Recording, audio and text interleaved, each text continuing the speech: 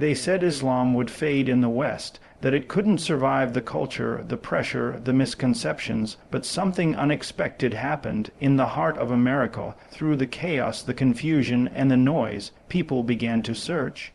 Not for labels, not for trends, but for truth, and what they found changed everything. You know what's interesting? We're witnessing a shift right now.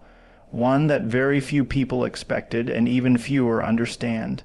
Across cities, campuses, suburbs, and digital spaces all over America, something is unfolding quietly, powerfully, steadily. Islam is rising, and not with force, not with propaganda, but with conviction, clarity, and truth.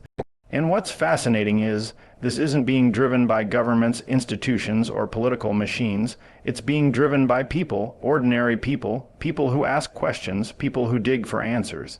People who refuse to settle for superficial narratives. It's not just immigrants, it's not just refugees, it's Americans born and raised here, veterans, scientists, artists, mothers, athletes, teenagers on TikTok, and old souls reading late into the night.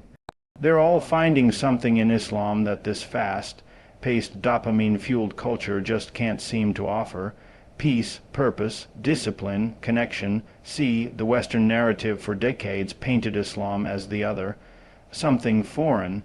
Something scary, but the internet broke that wall. Podcasts shattered that box. Social media ripped that curtain wide open.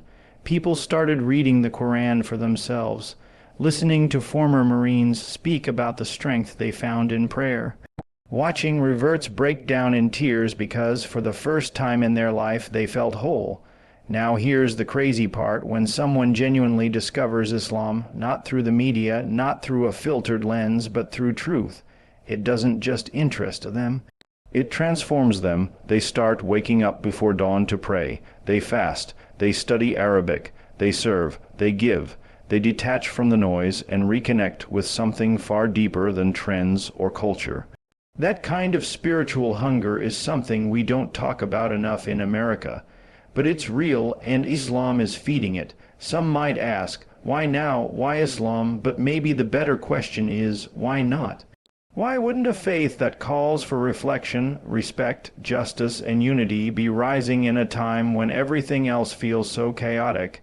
And no, this isn't about converting the whole country. This is about witnessing a spiritual realignment. A return to values, a deeper search for meaning, a realization that submission to God isn't weakness, it's liberation. The rise of Islam in America isn't happening with noise or fanfare. It's happening in living rooms, in coffee shops, on gym mats, in jail cells, on long drives home. It's happening one heart at a time, and here's what you need to understand. This isn't a trend. This isn't a phase. It's not a PR campaign. This is something rooted in timeless truth, and when truth meets sincerity, the result is always transformation. Call it what you want, debate it if you must, but know this: the rise of Islam in America is unstoppable. Because truth has a way of finding its way to the surface, no matter how deep you try to bury it. You know what's fascinating? Right now, in the heart of America, something is happening that many people don't see coming, and even fewer truly understand. It's quiet, but it's powerful. It's not being pushed through marketing, and it's not coming from corporate boardrooms or political think tanks. It's emerging from everyday people, from conversations, from questions, from the kind of internal searching that doesn't show up in headlines but echoes loudly in the human heart. It's the rise of Islam, not as an imported ideology, but as a deeply rooted spiritual awakening. It's growing not by pressure or persuasion, but by something far more potent: personal discovery. Real people are looking into this faith, not because someone forced them to, but because they've reached a point where the world no longer makes sense without something higher, something stable, something true. All around us, people are questioning. They're pushing back against the noise, the consumerism, the chaos of identity confusion. They're seeing through the illusions of success and happiness sold to them through social media, influencers, and empty slogans. And in the middle of all this, they're stumbling across a different path, one that's structured, grounded, and tested by over 400 years of wisdom. Islam offers answers, not sugar-coated ones, but answers that demand reflection, discipline, and action. And that's what's drawing people in, because deep down, people aren't afraid of truth. They're starved for it. What's even more surprising is who is embracing Islam. It's not just immigrants or people from traditionally Muslim countries. It's soldiers, it's college students, it's ex-gang members, it's single moms, it's people who once hated or feared the very thing they now stand for. And their stories are not stories of blind conversion. They are stories of awakening.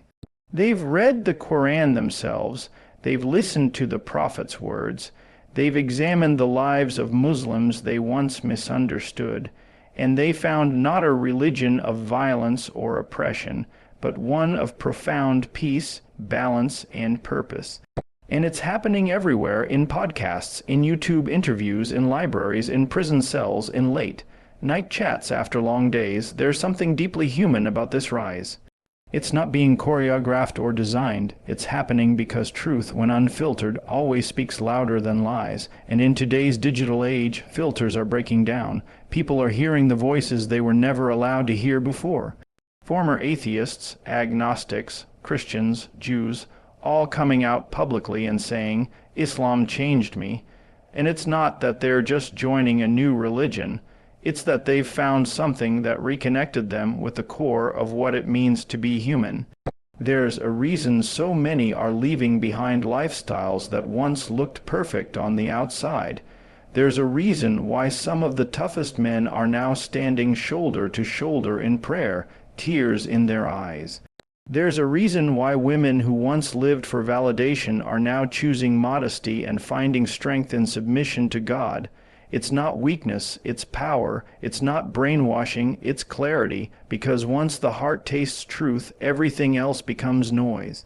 We're seeing a return to something primal and divine, something that doesn't change with trends or polls, a faith that tells you who you are, why you're here, and where you're going, and when you look at the numbers, sure, they show growth.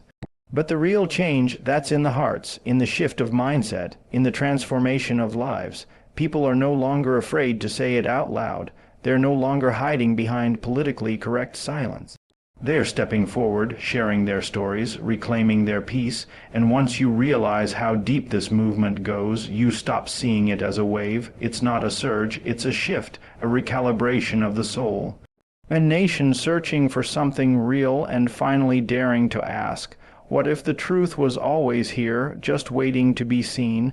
Everywhere you look today, there's a sense that something is missing. People feel disconnected, restless, like they're constantly chasing something they can't name.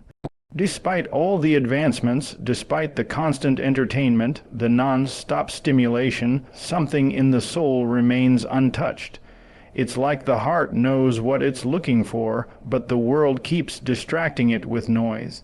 And in that quiet moment between the distractions, when the headphones are off, when the phone battery dies, when you're lying awake at 3 a.m., that's when the questions come, who am I, really, what's the point of all this? What if there's more to life than comfort and likes and dopamine hits? That's where the rise of Islam begins, not in the spotlight, but in the silence. It's not about aggressive promotion or flashy conversions. It's about discovery, one person at a time, one search at a time. Islam isn't being sold like a product. It's being found like a treasure. People aren't being talked into it. They're walking toward it. And when they arrive, they don't feel like they've joined something new. They feel like they've returned to something ancient, something familiar, something that was always inside them, waiting to be uncovered. It's strange because for so long, Islam in America was painted as a threat, something foreign. But now that people are reading, exploring, watching, listening, they're realizing that it's not foreign at all. It's deeply human. It speaks directly to the soul. It doesn't sugarcoat reality. It doesn't dance around truth. It challenges you. It elevates you. It makes you ask better questions. It makes you see the world with new eyes. And that's powerful, especially in a time when most people are just being told to numb out, fit in and not ask too many questions. The appeal isn't in the rituals themselves, though those are powerful. It's not just the prayers or the fasting or the structure. It's the why behind them, the clarity, the directness, the balance. Islam doesn't ask you to disconnect from the world. It asks you to interact with it differently, with intention, with awareness, with humility. It teaches that success is not about excess, that strength is not about ego, that peace is not about control. And that's a radically different message from what most of society is offering. So when someone hears the adhan, the call to prayer, and feels something stir inside them, even if they don't understand the words, that's real. When someone reads a verse from the Quran and it feels like it was written just for them, that's not coincidence. It's alignment, it's resonance, and once you feel that, you can't unfeel it. It stays with you, it makes you curious, it makes you dig deeper, and with every layer you peel back, the truth becomes clearer. Not because someone told you what to believe, but because you experienced it for yourself. People are tired of chasing, they want to belong, they want to feel rooted, and Islam gives them that, not by offering escape, but by offering meaning. It gives you a compass, a framework, a way to walk through the chaos of modern life without losing your soul. It doesn't promise an easy life, but it promises a purposeful one, and that is what so many are craving right now. This is why you see athletes pausing to pray, why celebrities are asking deeper questions, why men who once lived in violence are now speaking of peace, why women are reclaiming their identity through modesty and dignity. These aren't random stories, they're part of a pattern, they're part of a rising, something steady, strong, and deeply rooted, something you can't stop with headlines or smear campaigns because it isn't a movement based on image. It's a movement based on truth. It's in the way people light up when they talk about what they've found. It's in the tears of someone reading the Quran for the first time. It's in the silence of early morning prayer when the world is still asleep and the soul finally feels awake. It's in the discipline, the devotion, the community, the connection. It's in the courage to question everything you thought you knew and still stand firm when the answers lead you to a new path. One of the most remarkable things happening in America today isn't being covered on mainstream news. It's not trending for the reasons you'd expect, and it's not something you can fully grasp from a single video or headline. It's something deeper, something that's unfolding inside thousands of individual lives in ways that are honest, raw, and transformational.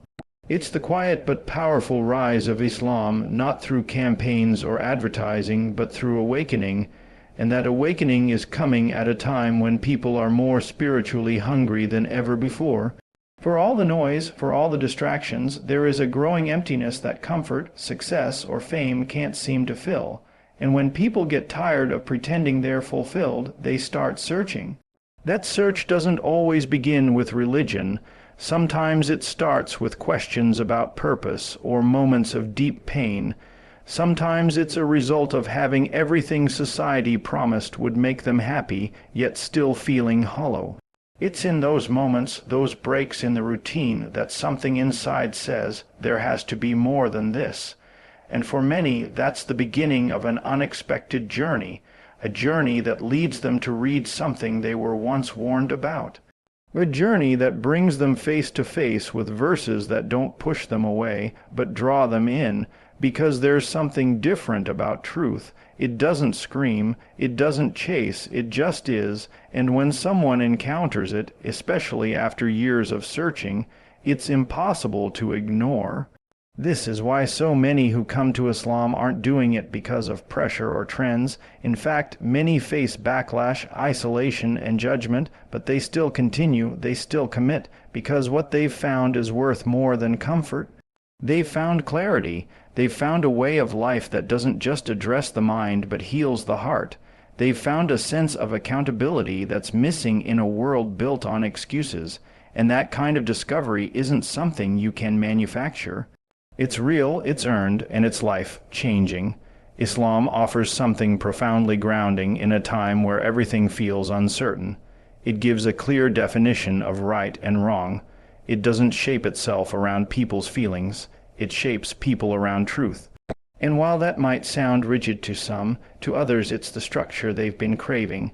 In a world that constantly tells you to be your own God, to make your own rules, to follow your own truth, there is something deeply liberating about surrendering to something higher than yourself. Something eternal, something that doesn't bend to trends or popular opinion. And what's even more beautiful is that this rise is not limited to any one race, gender, or background. It's not about ethnicity.